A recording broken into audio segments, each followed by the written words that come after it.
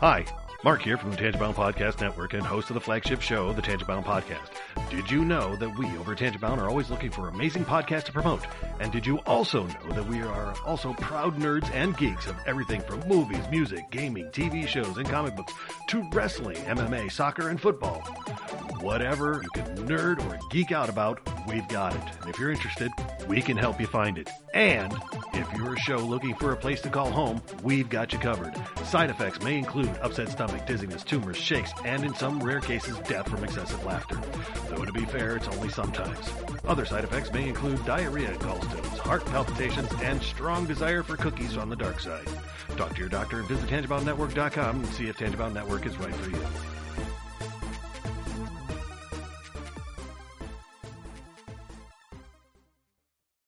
We're not doctors, therapists, trained professionals of any kind, so if you feel you do need help, please reach out and get the help you need.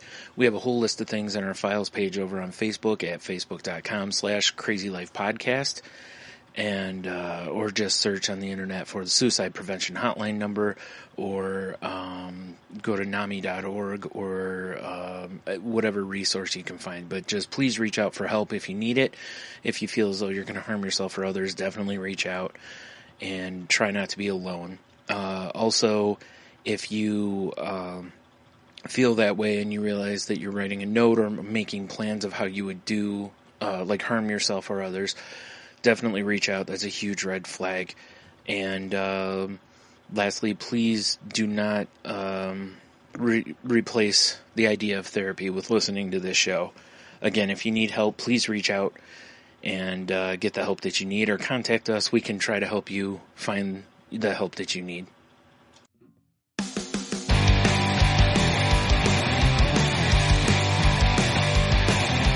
Life sucks to the last drop. Are you gonna blow your head off? Take good aim and don't forget to duck. Life sucks every Monday and all the way to Sunday, but I wouldn't have it any other way. I don't care how you're doing, what's up or how's it hanging. I'd like to buy this world one last drink. Life sucks all of the time, so stick it up your sunshine, and then you'll see the clouds every day. And then you'll see the clouds every day. And then you'll see the clouds every day.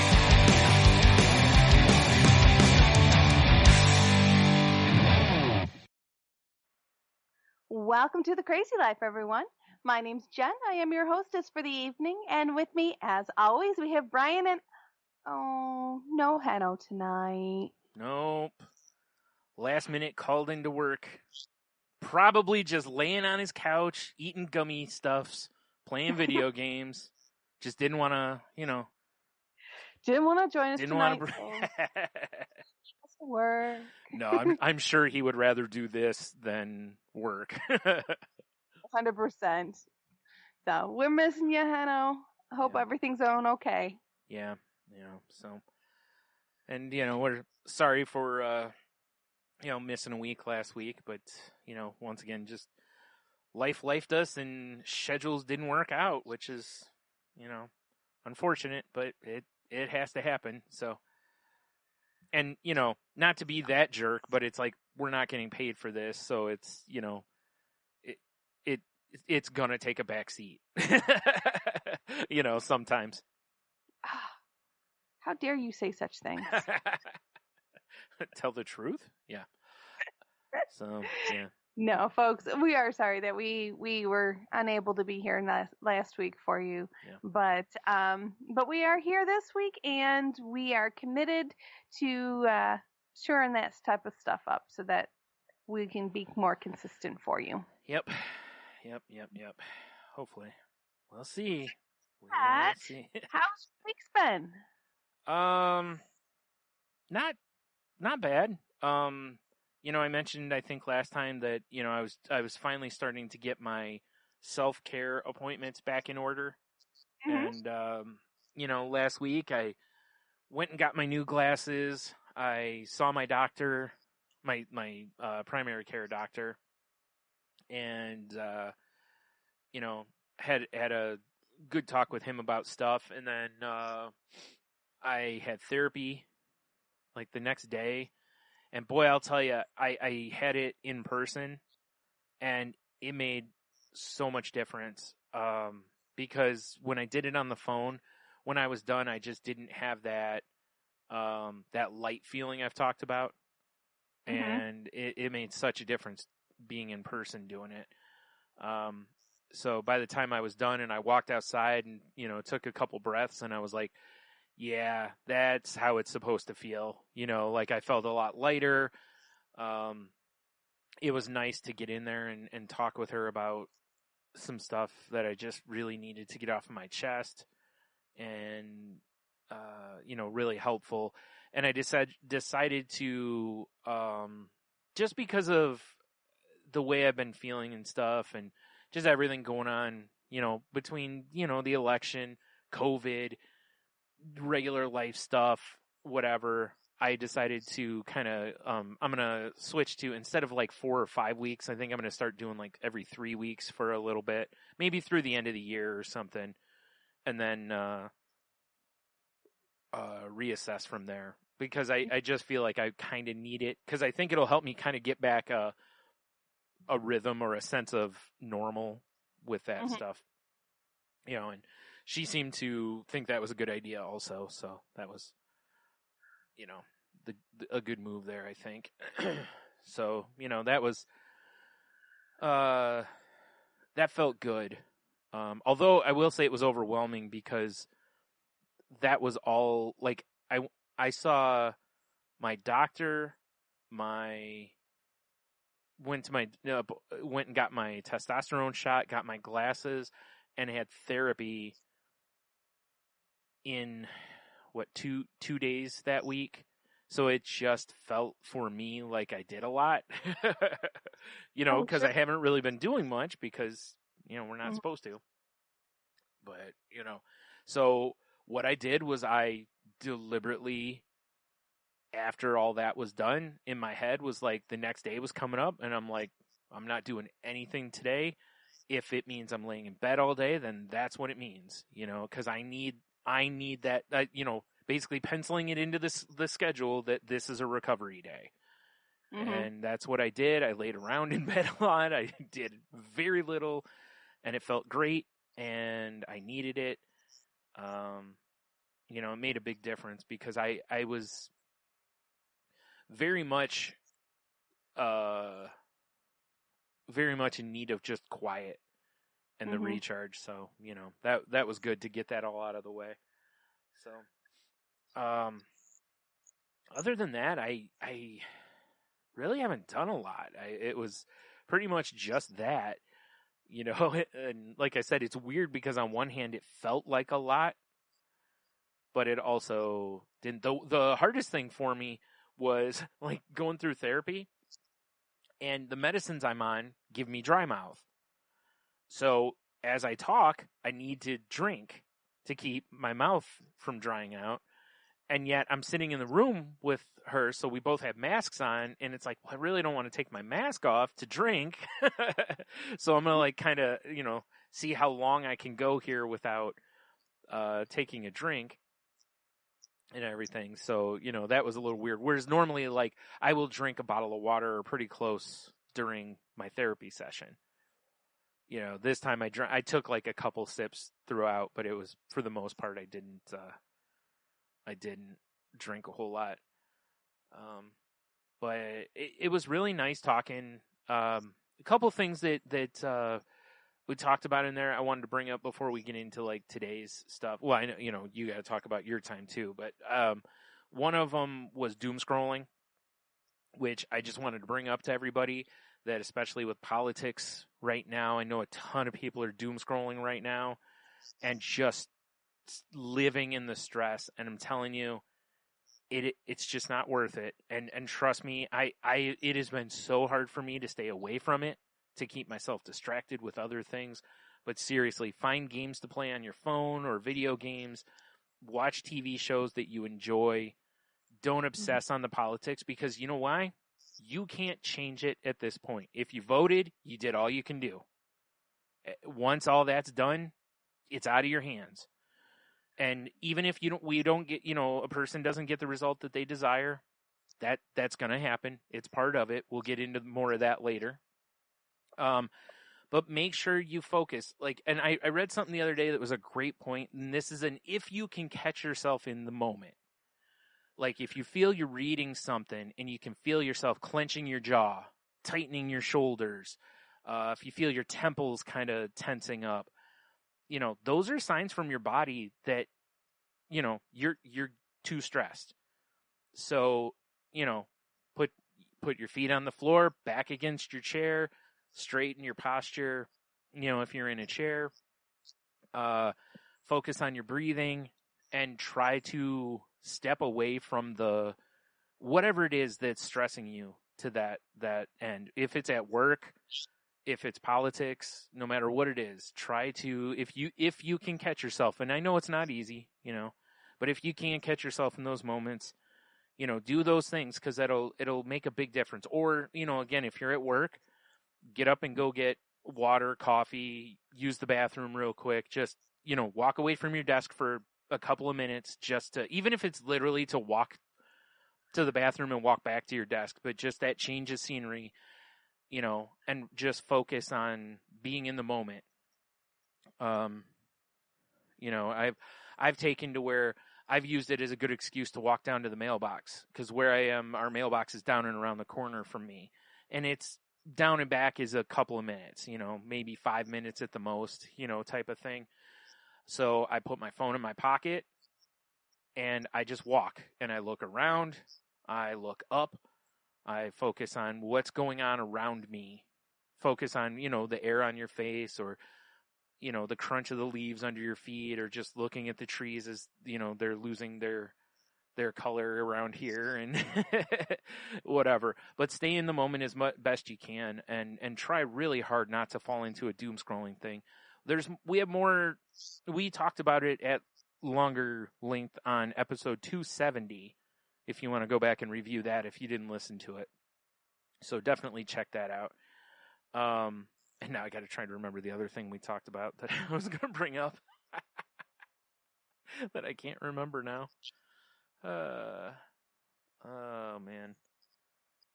I know this isn't what I was going to say, but I think it's still worth saying is, my therapist pointed out to me that, during the time with COVID, a lot of us are holding resentment for something. And usually, realistically, it should be directed at the virus, basically. We resent the virus because we can't hang with our friends. We have to go do a bunch of things, because the household we live in, you're the one who's the healthiest or whatever. Whatever it ends up being that it is. And, she was basically like, hey, a lot of people are going through these things. It's okay. Let yourself feel that way. It's fine. Again, like anything, don't obsess, because it's a negative kind of situation. Don't obsess. But if you feel it, feel it. It's all right. But also try really hard not to misdirect it. If you resent the virus, don't aim that at someone for something they do when really you're mad at the virus. Kind of a thing. So there you go. So anyway, what? You can control your emotions. You can control your actions based upon your emotions, though. Mm-hmm. And that's the key. Is emotions, you just got to feel them and you got to write them out. Well, and like they say in meditation and stuff, when you have a thought, cool, let it come, let it go. And similar to this kind of thing, if you have the thought of resentment or whatever it is, that's fine.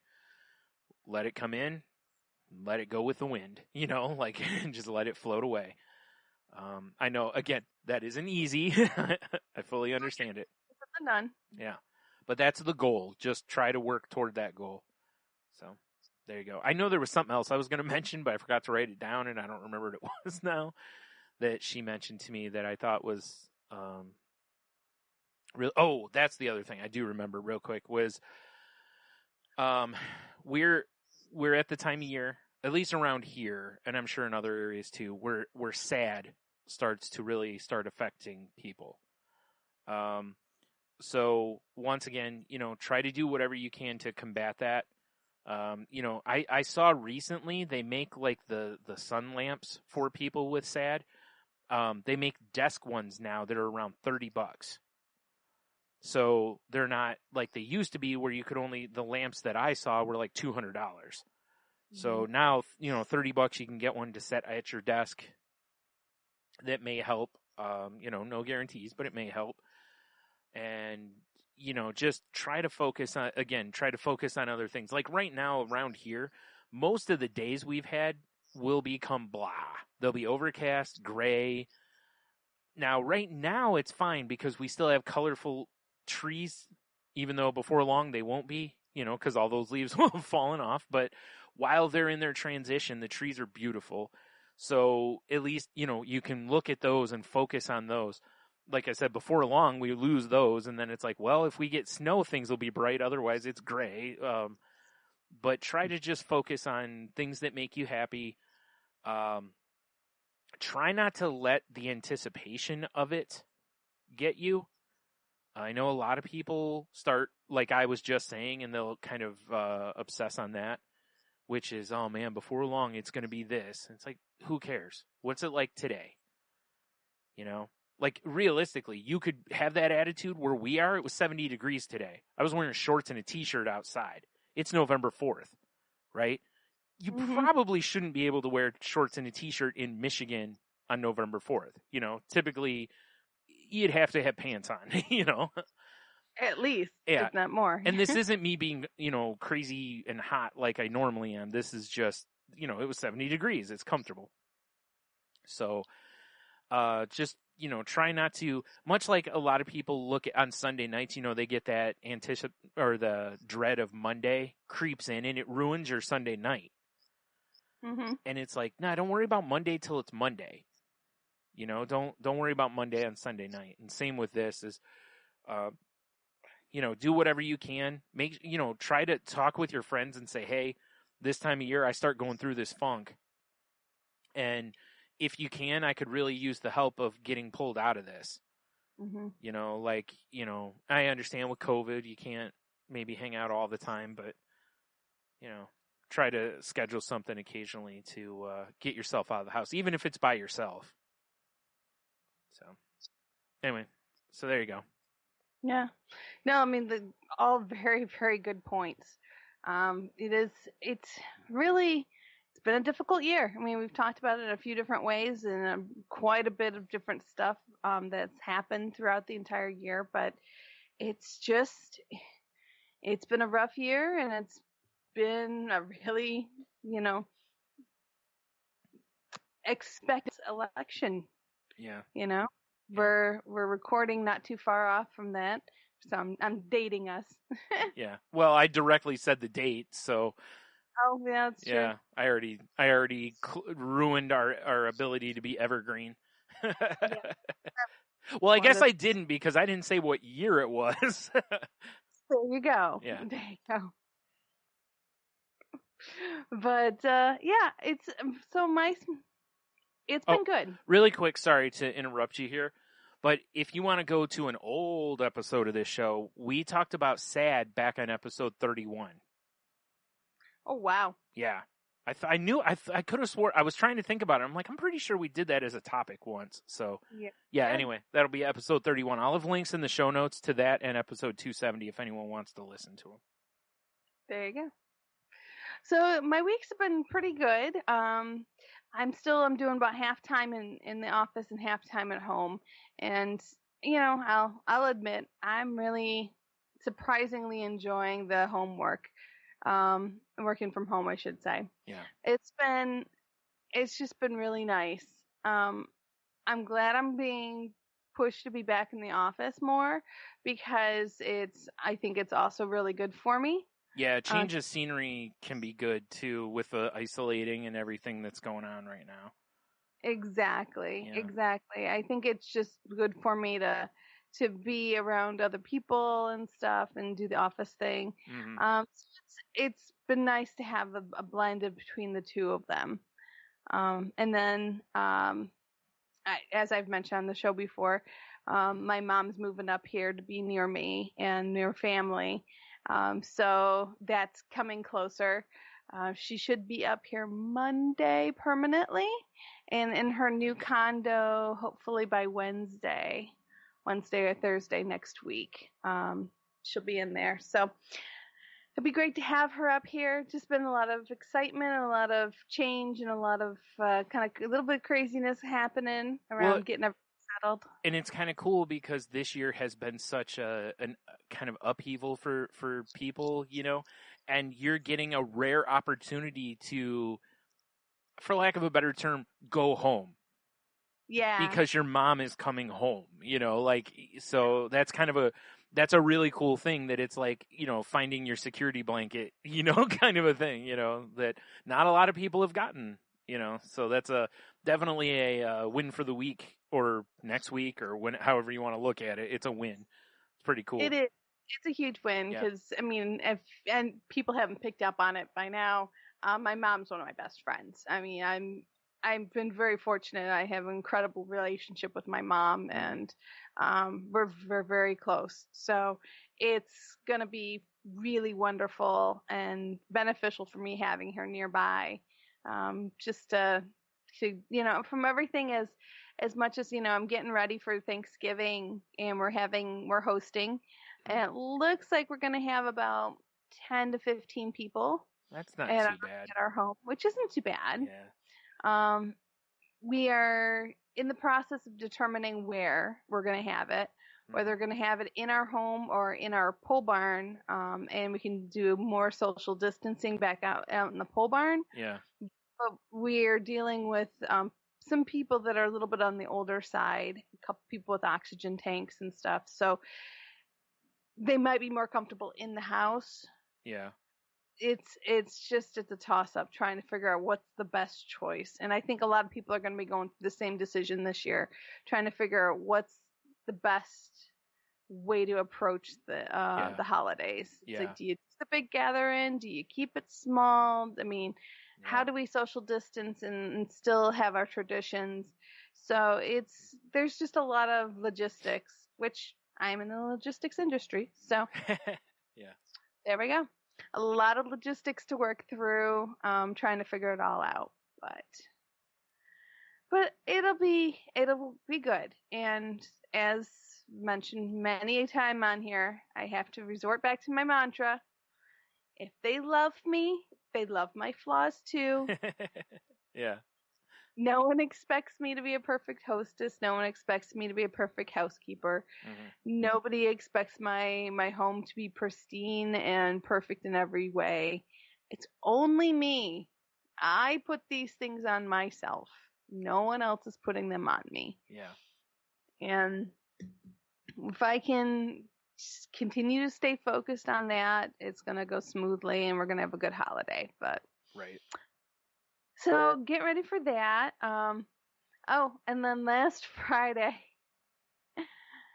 which you're going to probably pick up at least one or two jokes off of this one. The former owners of my mom's new condo that she's purchasing up here had an estate sale. Yeah. So I went to the estate sale and there's this rug. It's a giant rug that was like a blue shag carpet. Everything was like half off anyways, so I asked him, I'm like, how much for the big rug, the big blue rug? And he looked at it and he's like, you know what?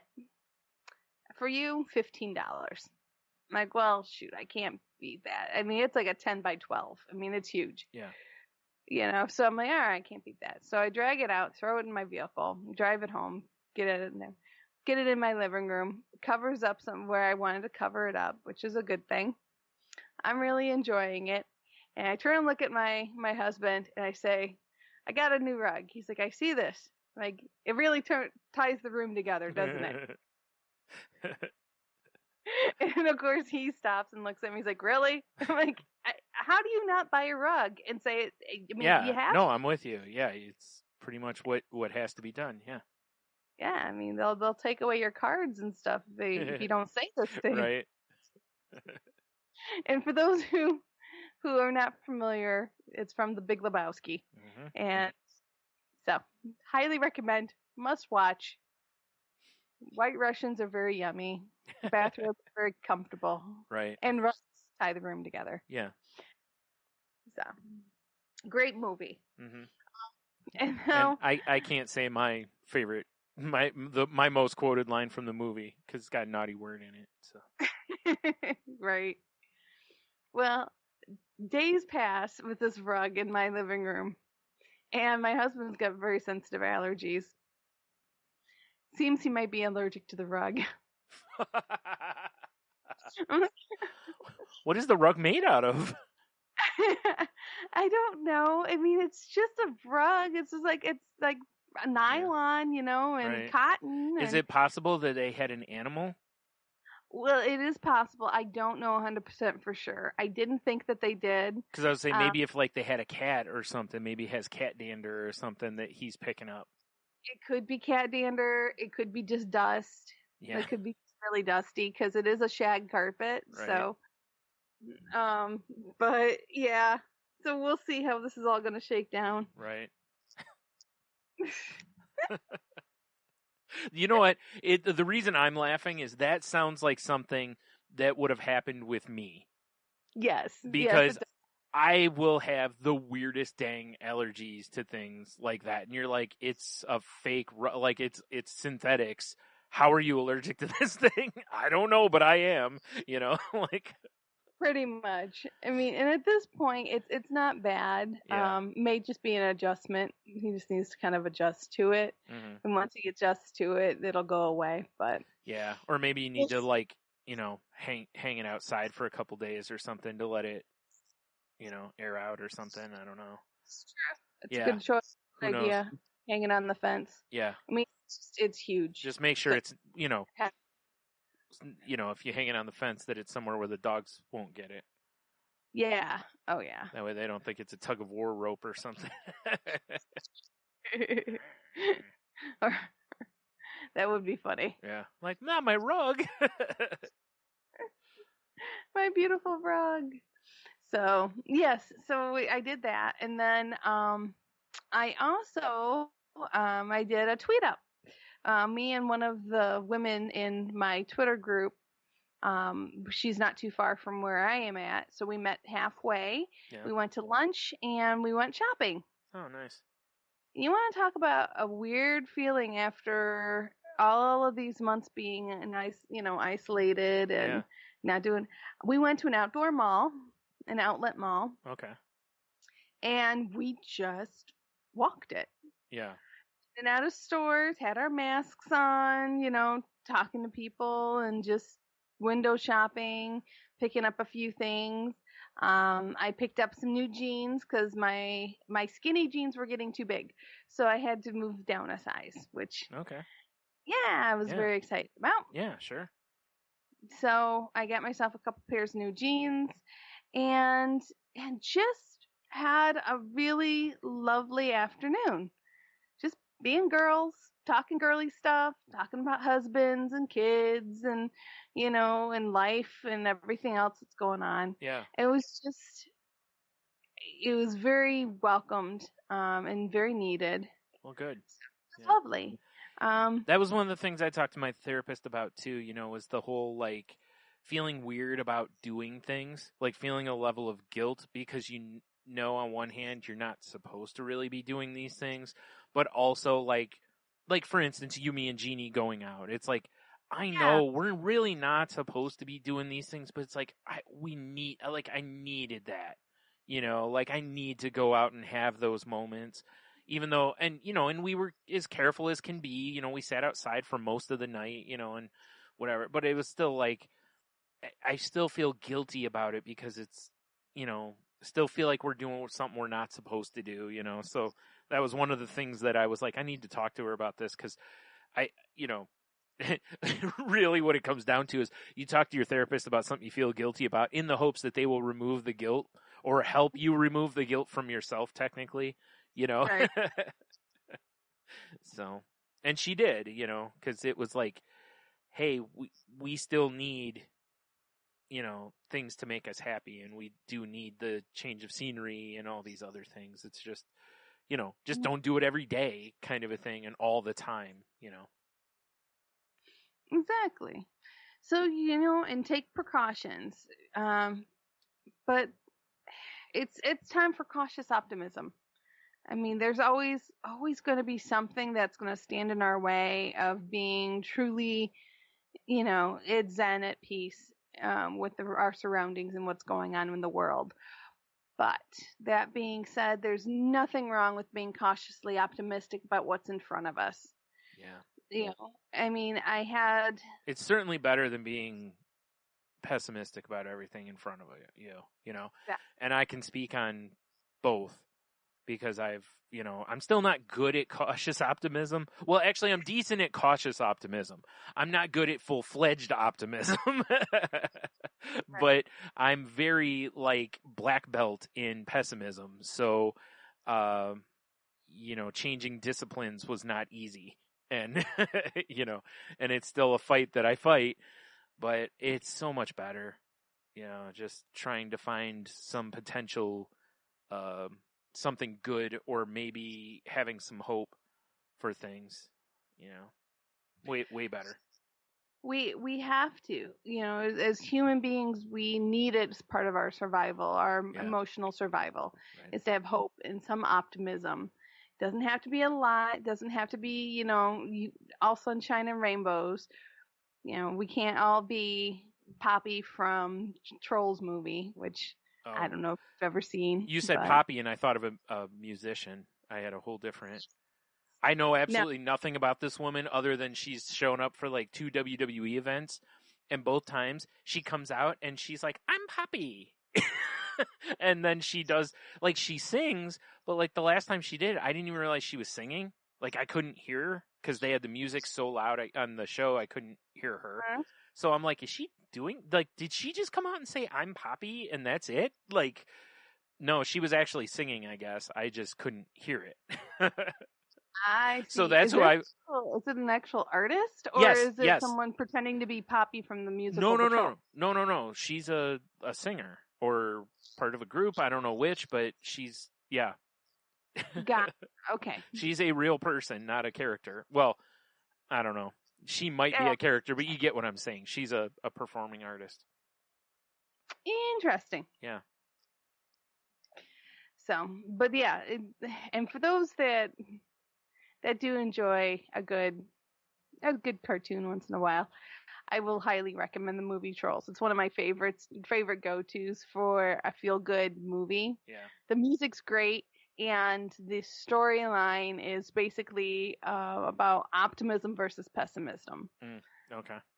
And how you approach things. The two main characters, Branch is the pessimist, and Poppy is the optimist.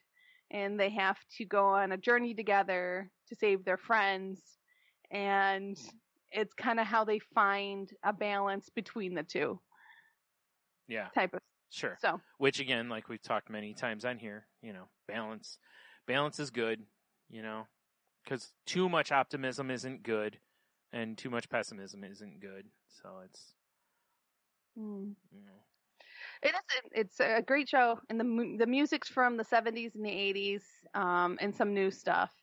Yeah. But there's, a great cover of True Colors, and what's the song? It's one of the lyrics is "Hello Darkness, my old friend." Oh, geez, it's man, I got it in my head now, and I can't think of what the name of the song is. Yeah. I'm looking it up because I can't pull it off the top of my head. Sound of Silence. Yes. Yeah, I knew it was a Simon Garfunkel, but I couldn't think of. There's a great the name. It's by Anna Kendrick. Anna Kendrick did the cover in the movie. In the movie. Yeah. There's also a cover by Disturbed, which probably sounds a little different. Yeah, I can imagine that would be a little different. Yeah. Now, in the movie, it's one of my favorite scenes because they're bunking down for the night on their journey in the woods, and she starts singing, and he's like, "Seriously?" And she starts singing that song. Yeah. And all of the woodland creatures and trees come alive, and they're all singing with her. And afterwards, he's like, "Wow!" And she's like, "What?" He's like, "Can I see that?" And takes her guitar and breaks the guitar, throws it in the fire. He's like, "All right, can we go to sleep now?" Yeah. So Yeah. that's the basic type of Right. between the two of them. Sure. But it's just funny to kind of see. He's like, "Oh my god!" But yeah. Anyways, I digress. I go. I digest too, but I digress. I in this digest. particular case. Right.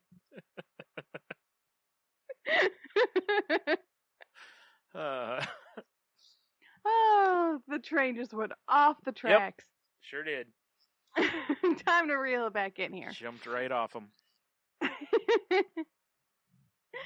All right. Well, with all of the craziness that's been going on in the world, and especially with this fun election that we're right in the midst of right now, yeah, life's not fair, is it? And it sucks because we want it to be fair. I love though that we just talked about how important optimism is. Yeah. No. And my point behind that is we get really caught up in life being fair. Yes. Ever since we were kids, it comes from from day one on up. For some reason, we get this in our head that life needs to be fair, and it gets reinforced by the rules and play nice and share and all this good stuff that is very, very important life lessons that we need to learn. But the underlining effect of all of the behavioral training and stuff that we get when we're children is that there should be essentially a fairness quotient. Yeah, like a baseline. Yeah. And there's not. Yeah. And we don't even understand just how unfair life is / can be until we're way beyond it. Like, if you dig into some of the systemic stuff in the U.S., and this isn't, remove anything other than just where you're born can dictate a step up from where someone else might be born. You could be the exact same intelligence, same every other thing, but you're going to go to a better school district than they are just because you're born here and they're born there. You know what I mean? Like, we don't even catch that level of that stuff until we're much older. And even then, a lot of us don't realize it. Like, I'm learning that over the last couple of years as people have really become more vocal with how things aren't fair to everyone. And I understand I'm a white male. I'm at the top of the chart as far as, the advantage is skewed my way heavily. I get it. But I never understood just how much, and then you hear some of these experts talking about some of this stuff, and I'm like, wow, it's mind-blowing just how insanely unfair things can be. And it's just a literal dice roll. Like, where you're born, which no one has any control over. None of us pick where we're born, like kind of a thing. So it's like life's hitting us with unfairness before we're even born, potentially. It's insane, but we don't realize it. Yeah. It's little stuff. It's big stuff. It's the ref's fault. It's the quarterback's fault. Yes. It's it's everybody's fault. Yeah. That's always my favorite stuff is when people, they're, the refs aren't calling this game fair. And it's like, are they not calling it fair? Or are they not calling it what you deem fair because your team's not getting all the calls? Yeah. Because I've watched plenty of sports where I'm not personally invested in either team with a fan of one or both teams. And they'll both be chirping about that, and I'm like, I don't know, it seems pretty fair to me. Now, granted, there are some games where it is messed up, but it's like, I don't know, I've seen a lot where it feels pretty fair, but just because your team didn't get the calls, you think it's unfair. It's similar to, well, that guy ran the stop sign too, how come I got the ticket? It's like, well, because you were the one that got caught. I don't know. That's just how it rolled out for you. I've caught myself, and I say it way often than I should. That's not fair. Oh, we all do it. We all do it. It is that one lesson that we are taught when we were children, and like you said, life continues to reinforce that life is not fair. We get lessons on that however often, very frequently, and we just cannot let it go. No. We cannot let it go. Life is not fair, and we want it to be fair so bad. Yeah. So what we're going to talk about today is what to do with all of that emotion that comes from the unfairness that we face on a daily basis. Yeah. There's a quote from Mary Engelbreit, which I absolutely love Mary Engelbreit. She's got some wonderful sayings, but this is one of her quotes that I do enjoy quite a lot, which is, if you don't like something, change it. If you can't change it, change the way you think about it. And it also goes with one of my favorite quotes is, perception is 9/10 of a situation. If you can't change the situation, change your perception. Right. It goes back to what you mentioned earlier about you can't change certain things, but you can change your actions on how, a situation. You can't change the fact that you aren't rich. Like, you can't just snap your fingers and you're rich. Now, you can work toward, being rich, but you can't just become rich generally, lotteries aside. So all you can do is, change how you look at things, because you can't behave like a person with $200 million if you've got $20 in the bank. It's just not going to work out well for you. And it's completely legit. Like, feelings and emotions are there. They are nouns. They're unmovable. They are, boom. You feel it. It is. Mm-hmm. What you can control, you can't control that. You can control how you behave based on those emotions, though. Yeah. So you're going to have disappointment. You're going to have frustration. You're going to have sadness. You're going to have all of this stuff that you got to work through, because it's not going to go away. Yeah. You just gotta work it through. Mm-hmm. Part of doing that as well, I found this article called "How to Deal with Unfairness and Change Things You Can." Many times in the past, I've complained that things weren't fair. Sometimes I was legitimately wronged, like when I was a kid and an adult in my life regularly told people lies about me, seemingly to justify her disdain and mistreatment, which is really, really wrong. Yeah, I was thinking that too. I was like, wow, that got heavy. Yeah, that's not cool. But yeah. Sometimes wow. I victimized myself to avoid taking responsibility, like when I didn't prepare well and bombed at a community theater audition, but it treated my failure to favoritism. Yep, that is so common, I'm sure, to where you don't realize, like, how many times have you seen, I know you've seen it probably personally because you were in things you auditioned for, and how many times did you see somebody that just wasn't as good as somebody else? Maybe they didn't put the work in, or maybe they're just not, some people are naturally gifted on top of the hard work, and I saw it in art classes to where people would, well, how come they're in every art show or whatever? And it's like, well, because they're good, you're good too, but they're better. It's just, sorry, Yeah.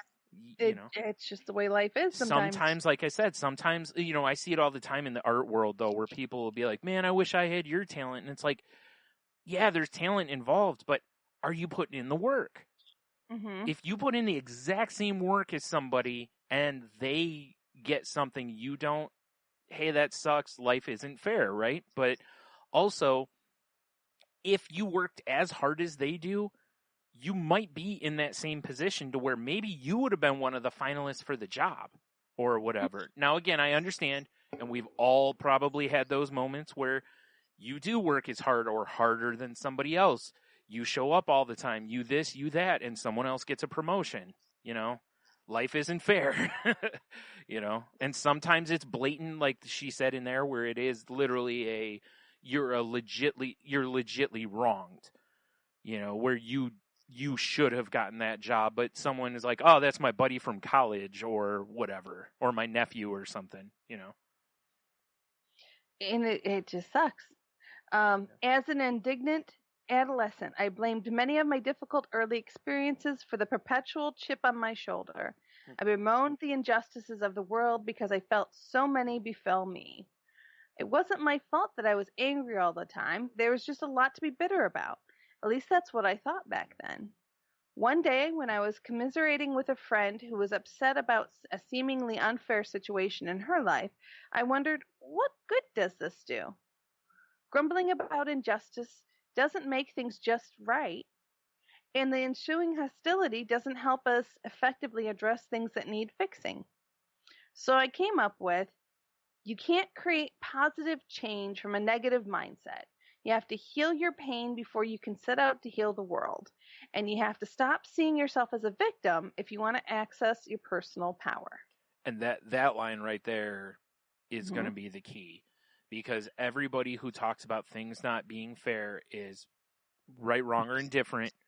You're playing the victim there. Now, again, as we've said already, there are times where you are justified as the victim, that you actually are a victim of racism, sexism, whatever, favoritism of some sort. But there are also many times where people are very quick to play the martyr because they're trying to be manipulative. They're trying to play the martyr so that they can manipulate either someone into feeling bad for them. Because picture it this way, right? Say you get passed over for promotion. You go talk to your coworkers, and you go, well, I have this, and this. And they're all like, well, then you should have got the job. And be like, yeah, so-and-so, is pretty, so that's why they got it. And then you could potentially have manipulated the opinions of these other people against that person just because you can't handle the fact that you got passed over for something. Maybe you come across standoffish and they know you're petty and that's why you didn't get promoted. These things happen. I've seen that. So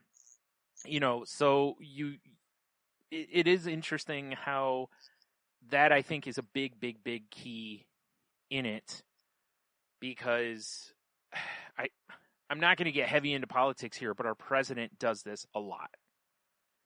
He tries to portray himself as the victim all the time. A lot of people do that. And it works on other people. It's a very manipulative tactic.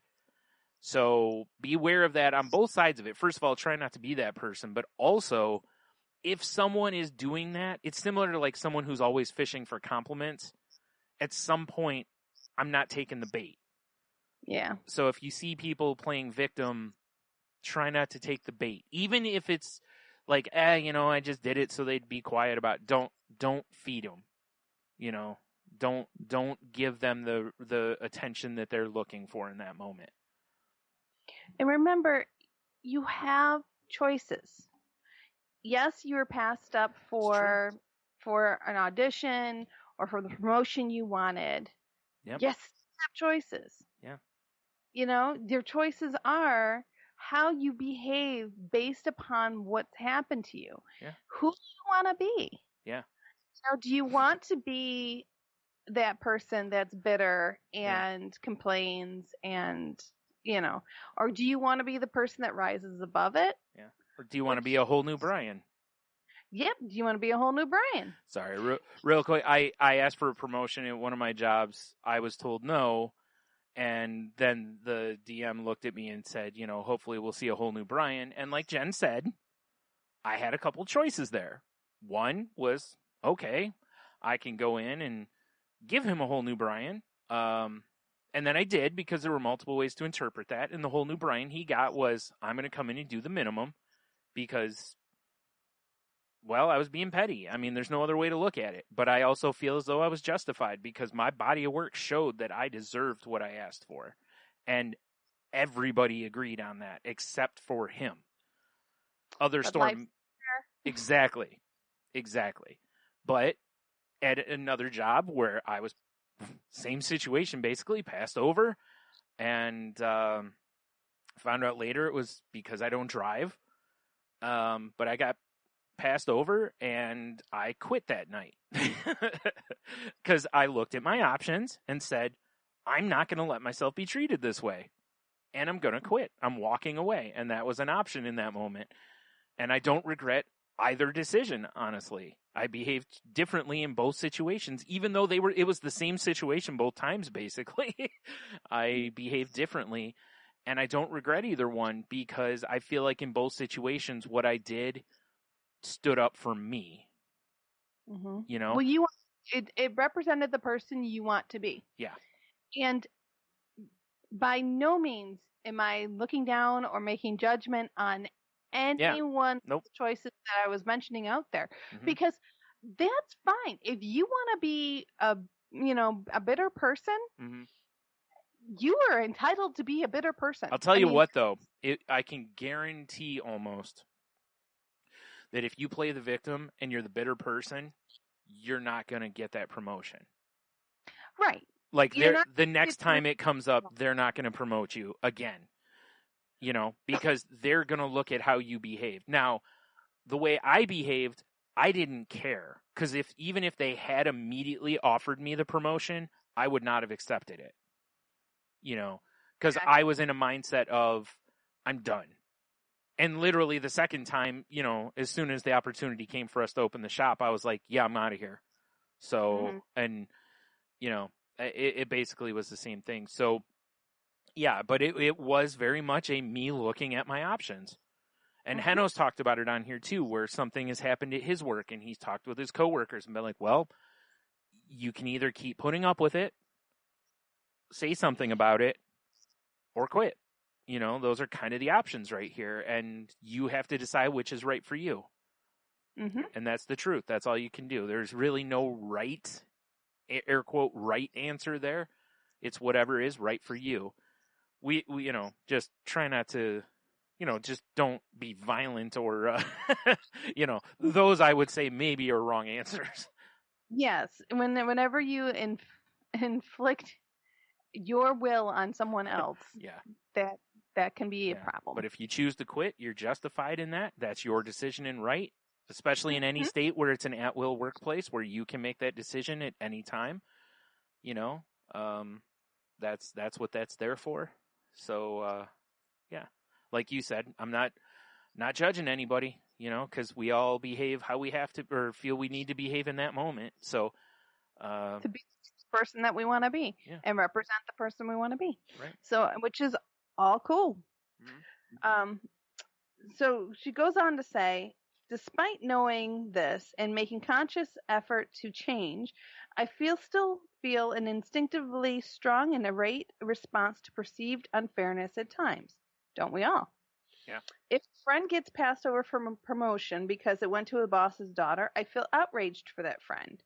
If I see someone hit a parked car and speed away, I seriously consider following them and issuing a citizen arrest.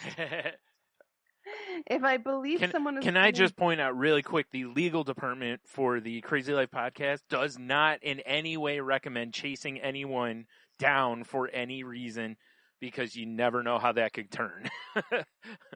Please do not do that.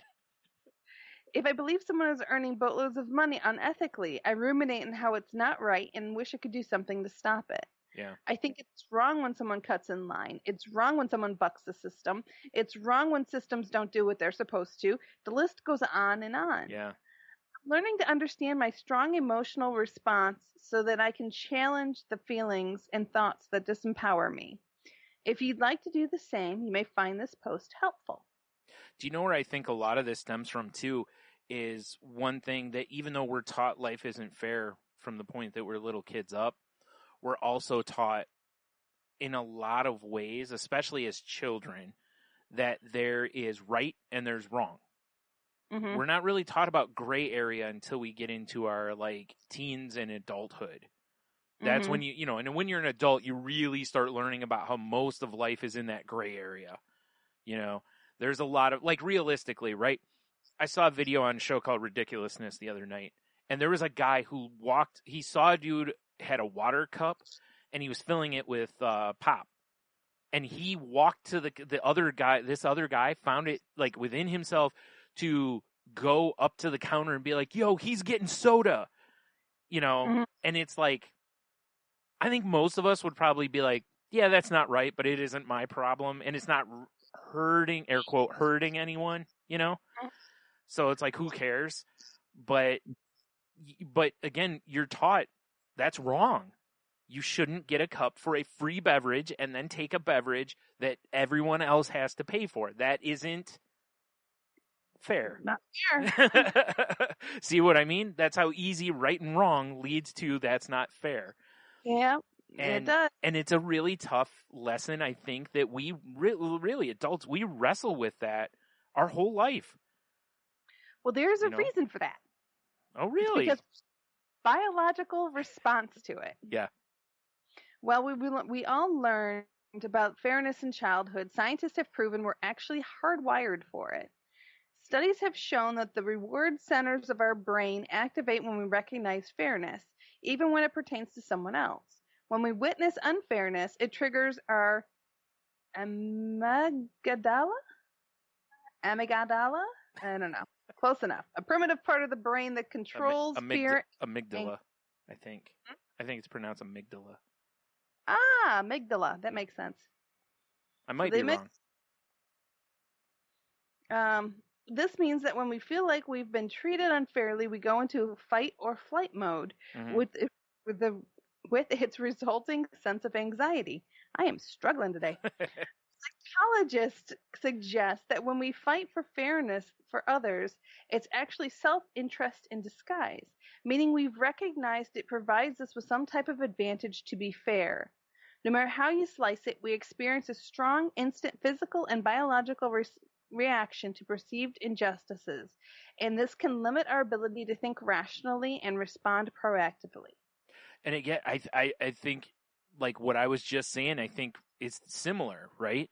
Because when you feel wronged, how quick can you go into fight or flight, right? Absolutely. Like when you feel wronged and you immediately, a lot of us will immediately get mad, you know? Or if you see somebody being wronged, not what you would call an unfair situation, but they're just being wronged and you're just like, what are you doing? You know, you just get angry for them, kind of a thing. I think we really do parallel those things. So I think it makes a lot of sense though, because it gray area angers a lot of people because we're very much raised black and white. You know, there's right, there's wrong. That's it. You know, it's similar to like if you watch sports. There's a lot of things that happen, and I hate to use Bill Belichick because people are gonna immediately go, cheater. But what I mean about him is he is notorious for finding really obscure rules in the rule book that, like, if you do a certain thing, it's a 5 or a 10-second runoff on the clock, and he's used those to his advantage. To where it's put the other team to where they'll get the ball back with like 2 seconds, where if he hadn't done that, maybe they get 7 or 10 seconds or an extra down, you know. And there's been times he's done this stuff, and now one of his former players, Mike Vrabel, is a coach at Tennessee, the Titans. He's done it a couple of times, done things like this a couple of times now. And it's one of those things to where it's like, it's fair because it's in the rules. You know, again, we've talked on here before. If you don't like a rule, then you do work to try to change the rule. But while it's legal, right? But it's also one of those things where it's kind of like, yeah, it's not breaking a rule, but it might not be the most sporting application of the rule, kind of a thing, you know?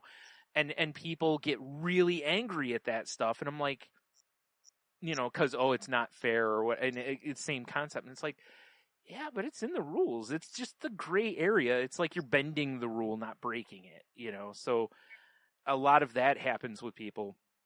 and they see it as a break of the rules, or maybe not a breaking of the rules, but again, it's like, that's poor sportsmanship. It's like, yeah, but it's legal. It's in the rules. It's okay. Again, if you don't like it, advocate for change, fine. But in the meantime, you may not like it, but it's legal, right? So, anyway, yeah. Sorry, go ahead. That's all right. So the next part is life isn't always fair. Every day we have an abundant opportunity to recognize injustice on scales large and small in our own lives and the lives of people we love. You could find out you make less than someone else in the same job. You could lose a promotion to someone else who's far less qualified. You could lose a court case when it feels obvious someone else was in the wrong. Yeah. You could discover that a friend of yours is losing her savings because her accountant mismanaged her money. Well, think about how many court cases we've heard of over the years to where in the investigation, the police mishandled this or this, or a lawyer didn't fill paperwork a certain way, right? And then you hear, and the person will get off because of it. And you're like, oh, come on. This is a windmill slam case. How can they let this? And it's like, because you didn't do everything right. So it's like, in order to claim fairness, you needed to do everything by the rules, because otherwise you're not playing fair, right? If the police don't do everything they're supposed to do by the book, technically they're not playing fair. They have failed to live up to the rules.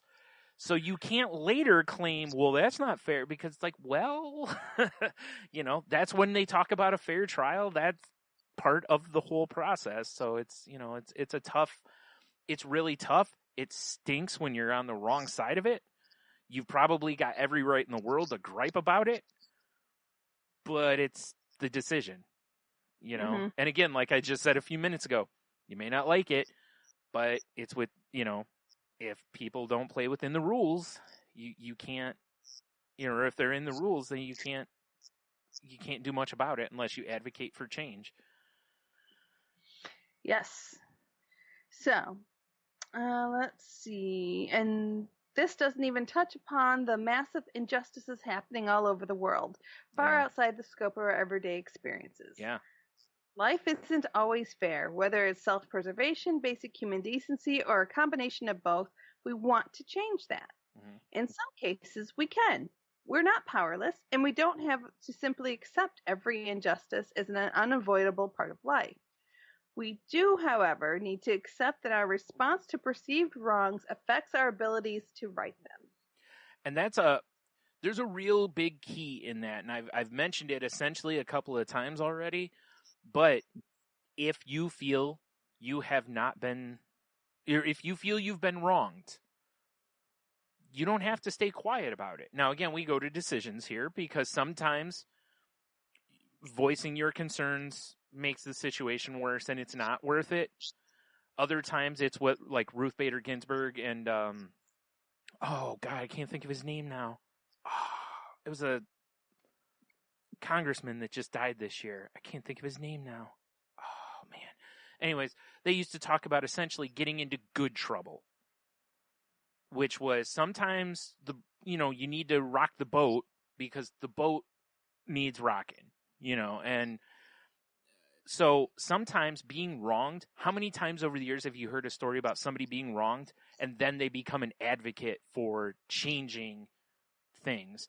And that, don't let that slip out of your view either. And sometimes think outside of yourself in that, hey, if I've been wronged here, have other people been wronged here? And can we change it so people don't get wronged here? So sometimes staying quiet is, one of the worst things you can do. But again, everyone has to make their own decisions in that. I'm not going to pressure or judge anybody who chooses to keep things to themselves. Because it's understandable. Abuse victims or that kind of thing are a great example of that. I would never judge an abuse victim if they don't, file a report because maybe they fear for their life or whatever. So there's reasons, and I get it. So, it's a very tough situation sometimes, but good can come from the injustice. That's more of what I wanted to highlight there. Is sometimes, like I said, if, let it be a call to action. Mm-hmm. Especially now with social media, right? You know, if you're wronged on something, you can jump online and be like, hey, who else has been wrong like this? Like, who's with me? Kind of a thing. You know, and maybe that'll start something. So it's finding the balance and finding out who you want to be. Yeah. Dealing with unfairness. People who handle unfairness will possess three things in common. One, they catch their emotional response before it leads to obsessive thinking. Two, they think rationally before they act. And three, they recognize the difference between what they can control and what they can't. You know, and that's really important. It's also really a tough. It's tough sometimes to find that last point, especially if you have been legitimately wronged, because you know you're like, well, I did all the things I'm supposed to do, you know, so it becomes a really tough spot then, because you might overanalyze yourself there, because you could easily go, well, I did all the things. How come I didn't get the prize? You know. So stopping obsessive thinking. Dwelling on unfairness doesn't do anything to change it. It actually affects our ability to do that, since obsessive thinking drains our energy, magnifies our emotions, and keeps us more focused on problems than solving. Yeah. This has been the biggest challenge for me, as I found it almost satisfying at times to think about things that seem wrong, as if this is productive. If you struggle with this as well, recognize when you start fixating or blaming thoughts and visualize stop sign in your head. Then repeat an affirmation along the lines of, this isn't productive, it is what it is, and I can either accept it or try to change it. There is something from Al-Anon, I believe it is. That's, I didn't cause it, I can't control it, and it was, if Hannah was here, he'd know exactly what I'm talking about. But there's 3 C's. It's I didn't cause it, I can't control it, and I can't think of the last one. Okay, here, I got it right here. This is actually from Very Well Mind, but it's Al-Anon family groups, 3 C's. Say, I didn't cause it, I can't control, I can't cure it. Thank you, cure it. That was the one. Yeah. All right. You know, and it kind of goes along those lines. You kind of have to get in your head that obsessive thinking is just, it's going to drive you nuts. Yeah.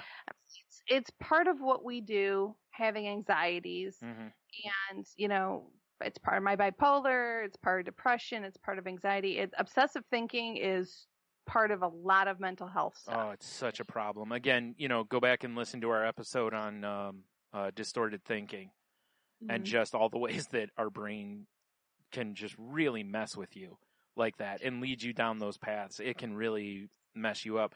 That's why if you can catch yourself in those moments, like you said, visualizing that stop sign or whatever, you know, to where you can go, hey, I need to, like I was talking about doom scrolling earlier, and hey, you know, like danger, you know, like I need to change the thought pattern here.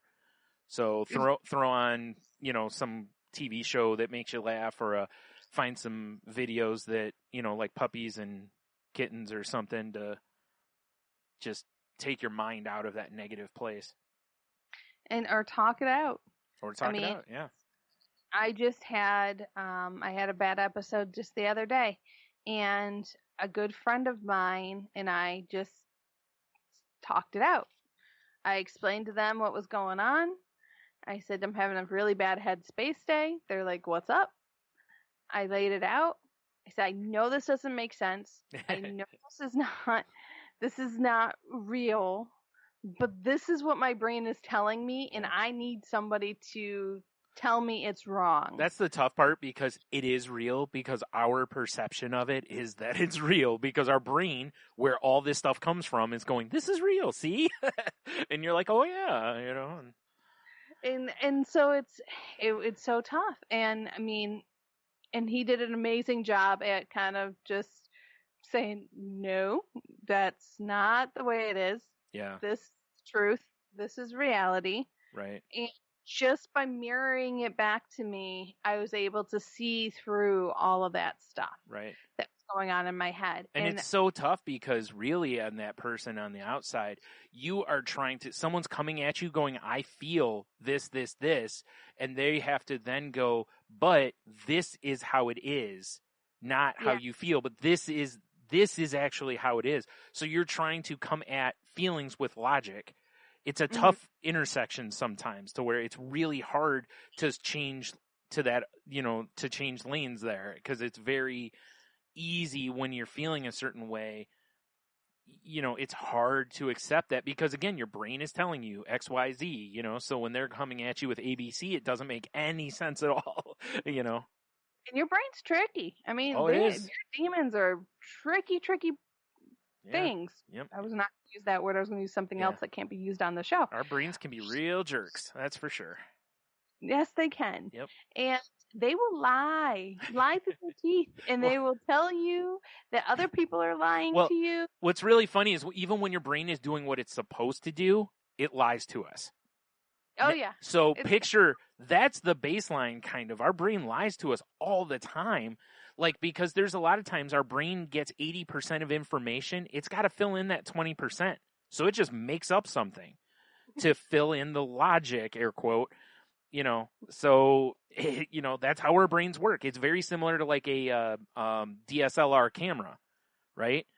They don't actually capture the image. Like the pixels and stuff in there and the colors are guessed by the computer in the camera, So they lie to us, and our brain does the exact same thing.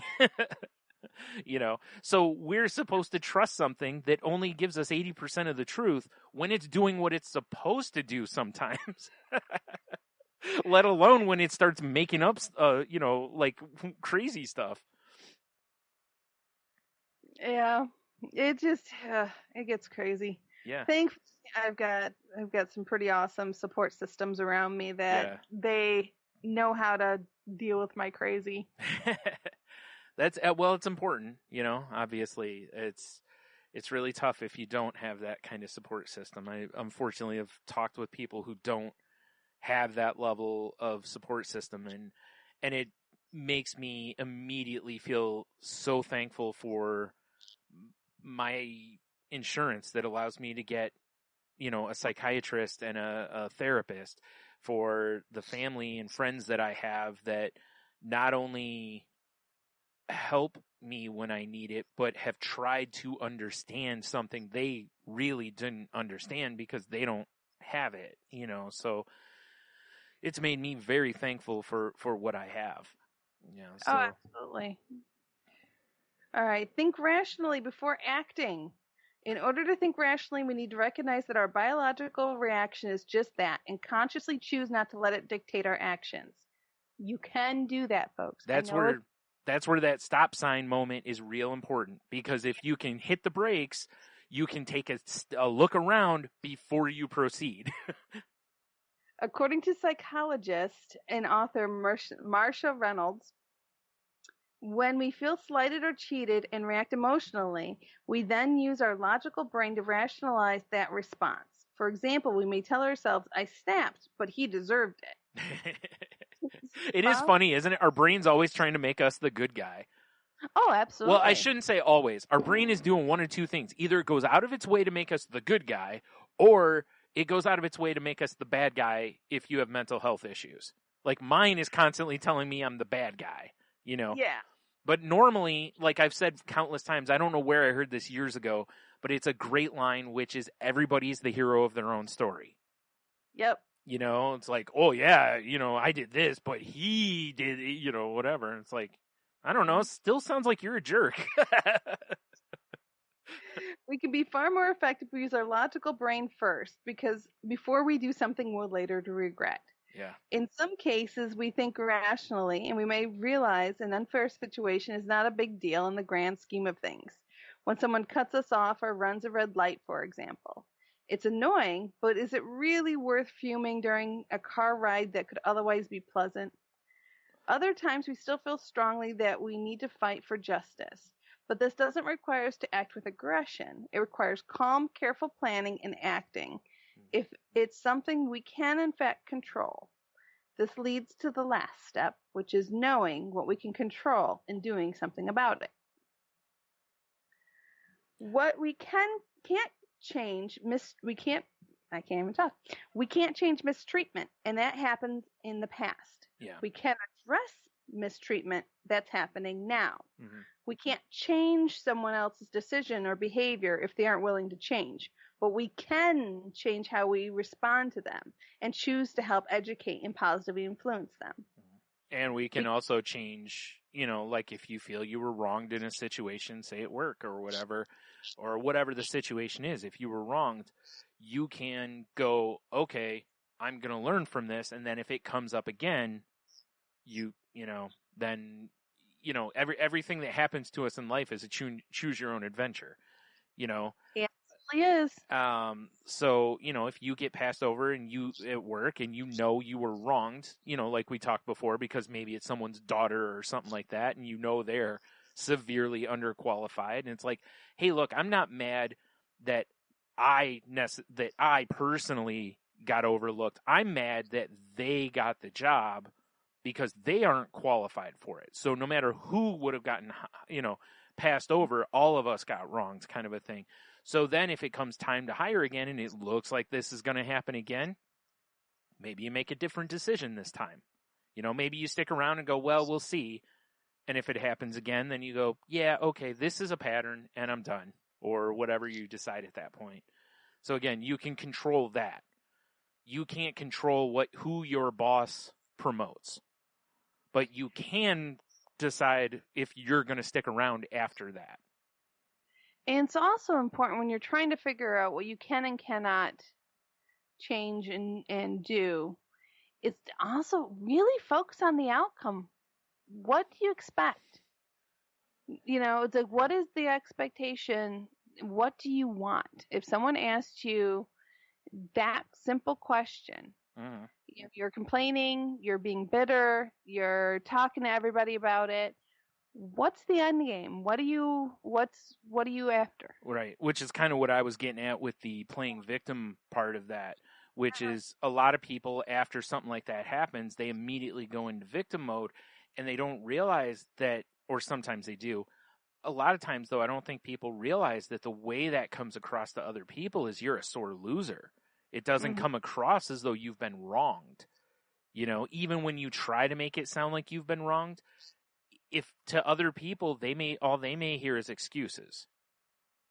Yeah, but that's okay too. I mean, if what someone else thinks, and you need to do this because you need to get it out of your system, because it's making putting you in a bad headspace, whatever it is. I mean, hey, if that's to choose your action, go for it. Right. But I'm just cautioning that you go at it from a very thoughtful way, and just be very aware of the outcome. Right. Well, a good example of this, I think, is there's been times where, and I'm not saying you were wronged or anything here, but there have been times recently, since we've been doing the podcast, where you have wanted a promotion or a different job. You've gone out for it. You've done what you're supposed to do, and you don't get it. And if you notice, if you go back and listen, most of the time, the first thing you do, and it's something I'll give you a lot of credit for, because a lot of people won't do this, which is you will go to the people and say, what didn't I have? Yeah. How can I put myself on that level? And that is a sign of maturity. That is a sign of thinking it through, because you're not immediately jumping to a victim. You're going to them and saying, okay, clearly I finished anywhere but number one, right? How do I become number one? Right? It's no different than in sports, right? You go out and you get beat. The first thing you do is go, who do we get beat by? How can we mimic that? If you can't beat them, join them, right? So you learn from loss. And that shows a huge sign of growth as a person, because you're very much, trying to go, okay, instead of pretending or saying I'm the victim here, which again, I'm not minimizing people who are victims, but if you're just, instead of jumping into victim, you immediately go to how can I better myself? You're immediately looking at action and what you can control. Mm-hmm. If they go, like there's been times, one of the times I remember you saying they were basically like, well, this person has like 20 years experience. And you're like, well, there's nothing you can do about that except keep working. Right? Yep. Now, if they come to you and they go, well, they know this program that you don't know, or they know that, okay, how can I learn this program? You're now like, next time I want to make the decision hard. I want to make this decision as hard as possible every time. Even if I don't win, I want to make it harder every time for you to pass me, type of a thing. And sometimes it doesn't work. At Right. one point, somebody they looked at me and when I asked them, I said, what was I missing? And they said, well, we didn't care for one of your answers. Yeah. And I'm like, but it was a question you asked me 3 times that I was trying to come up with a different answer each time you asked it. And they're like, well, that doesn't matter. Yeah, right. That is, or, there is those times where sometimes you'll just have a manager that's just not a fan of yours, Yep. And that's okay too. Yep. And I have lost jobs because of managerial and personality conflicts, basically. I demoted myself because of a manager once. I don't know if you remember that. Because I didn't want I demoted myself so I'd have less hours so I wouldn't be around her as much. So, yeah. Choices that we make, and you have to think about your choices and make the best choice you can with what the information you have at the time, and go forward and be the person you want to be. Yeah. It is one of those things where, like, with this is, as much as we all want fairness, and we should always strive for fairness. We should always work toward fairness, but also much like perfection, right? Like, we're never going to be perfect. Really, perfect shouldn't be a goal, but it's going to be for a lot of people. But the better part is you can work toward perfection if you understand that you're never going to reach it. Yeah. And I don't mean that in a defeatist way, just your goal is to get as close as you can. That's just always your goal. That's fine. I don't have a problem with that. But if you're obsessed with, unless it's perfect, it's 0, you can't go through life on a pass-fail.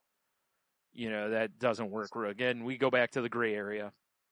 But just try as hard as you can, like, Jen said from the article, is, try to come at things from a place of,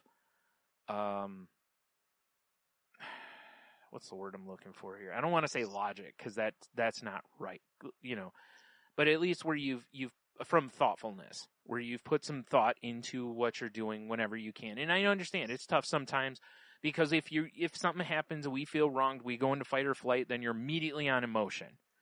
You have thrown logic mostly out the window at that point. You're going to go 100% or 90% whatever on how you feel right now. So if you do that, it's like a lot of times that's not going to work out well for you. So try to come at things from a place of thoughtfulness the best you can. And always try to be moving forward. So even if you feel wronged, what can you do to move toward the goal you have? If you want a certain job, well, maybe that job's just not with this company. Maybe it's with another company, or whatever. So I've read a lot of stuff on this lately, talking about how people have been shifting careers a lot more than they used to later in life, because they're not happy. And a lot of them will tell you, it's like, hey, you may not be able to just flat out quit because maybe you need insurance or a paycheck or whatever it is. But always try to move toward what you want to do. Like if there's something you want to do and it requires a degree, take a few classes here and there until you get your degree, and then quit the job and go after the other or whatever. Just always try to be moving, even though, God, I forgot who it was. I heard this quote the other day that was like, the line of success is never straight or something to that effect. And it, but always just try to move toward what it is that you really want. And just like anything in life, it's like, try really hard not to play the victim unless you actually are a victim. And I know that's a really hard thing to do sometimes, because when we're wrong, no matter what it is, like, you know, Taco Bell forgets a taco, you feel wronged and you want to go complain on social media, you know, like we immediately, you know, but yeah, so it was a good article, and I wanted to mention it's from Lori Desheen, and Lori Desheen is actually the founder of Tiny Buddha. Oh, okay. Nice. Yeah, so Tiny Buddha is a great website that we refer to a lot. Yeah, and that's true. Also Tiny Buddha's Gratitude Journal and other books. Yeah. So. Yeah, they've had a lot of good posts over there. A lot of them we haven't even talked about on the show, but we've just, the three of us have talked about different times when we're trying to discuss what we're going to talk about. And we'll be like, ooh, this one sounds interesting. Or there's quite a few I've read just separately. In fact, I have one I read earlier that was, 5 positive lessons from the coronavirus, that I was curious more than anything. I was just like, okay, what's somebody coming up with for this? Cause a lot of people have had trouble finding positivity, Mm-hmm. So yeah, that's, there you go. So there we go. Yeah, that's the article for tonight. And I think we're pretty good, right? Yep, for sure. All right. So with that, folks, if you'd like to continue the conversation with us, you know what to do. You can reach us at the Crazy Life Podcast at outlook.com is our website, or is our email. crazylifepodcast.weebly.com is our website.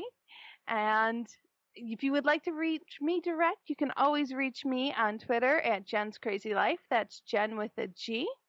I'd love to hear from you. And if you'd like to hear more from me, you can also hear me on Shake the Sheets. It's a pop culture talk podcast that I do with my co-host, Nate. So I'd love to hear your thoughts on that as well. And you, Brian, how can they reach you? You can find me on Twitter at Stunami. You can find my other podcast at salty_language or at saltylanguage.com. That show is not safe for work, and we just talk about kind of whatever crosses our radar. Like this week we talked a little bit about voting and Tony joining TikTok and Halloween and, just silly news stories or weird news stories. Or we learned that forced monkey labor exists this week. Neither one of us knew that was a thing. So like I said, we just talk about kind of whatever we stumble across. But that show is not safe for work, so please be careful when listening.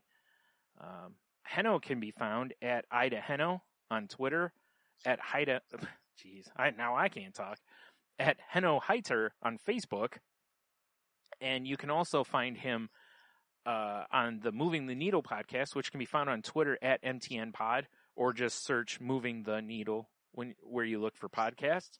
And they discuss a lot of times music or movies or various pop culture stuff in that regard.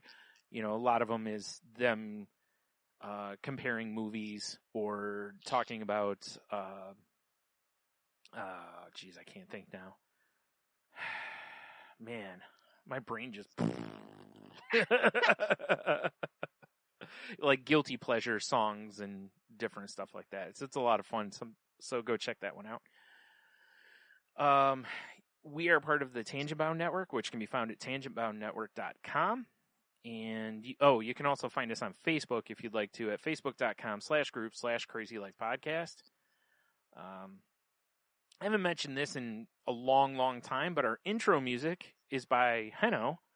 And if you haven't listened to that, go back to the beginning of the podcast and listen to the song, 'cause it's a fun little song from Henno. Fun little ditty. Yeah, I guess, right? So, and then as usual, if you need help, please reach out. There's all sorts of resources and people out there. We've got, I've got some links in the show notes for like the Suicide Prevention Lifeline, the Crisis Text Line, and, again, if you feel you need help, please reach out to, your doctor, a therapist, friends, whoever you need to reach out to find some help. And yeah. And also, please reach out to your friends if you know they're struggling, again, with SAD, creeping up on a lot of us. Even people who don't normally have depression, it affects. So, if you're a person that this affects, again, as we've talked on here before, your rules are changing. So let the people around you know that the rules are changing, that, hey, maybe text me a little more frequently if you could, or, if we can hang out maybe a little more frequently, that would be helpful, or whatever. And, yeah, so that could be helpful. And then, of course, well, two last things. Normally I just, mention the be kind to others, which I'm going to say, and, please let's just be kind to each other, even after all this dumb politics stuff wraps itself up for now. Like, let's start showing empathy to people. Let's start being nice to each other again. There's just too much of this my team or your team garbage, no matter what the topic is in the world. It's just, I don't know, just things people, I've seen people online get like into violent type arguments over like peanut butter choices. And it's like, come on, like, what are we doing here? So let's just try to be as kind as possible to one another. Even after the politics and stuff, I don't want to say wrap up, because it's not going to wrap up, but once something is decided or whatever. And then the last thing I'm going to mention one more time is the doom scrolling. Is really try hard not to do this stuff. And listen, I mentioned this on Salty Language. If you got a friend on Facebook or Twitter or whatever, and they just are going after it hard and it's really bothering you, instead of engaging, because it's just not going to be worth it, most likely. It's not worth risking a relationship with a friend over, generally. Just, like Facebook has a mute them for 30 days, you can mute people on Twitter too, so just, you can just mute them for a while and then come back and unmute them. Maybe if some of the political stuff or whatever it is in life calms down a little bit. And that goes for any time, not just with politics, but, if someone's just annoying you and you're just like, hey, I need a break, take a break. Your mental health is very important. So take care of yourselves. Be kind. Yeah, there you go. All right. With that, everybody go out there and have the best week you possibly can. And remember, spread the love, not the COVID, and wiggle those toes.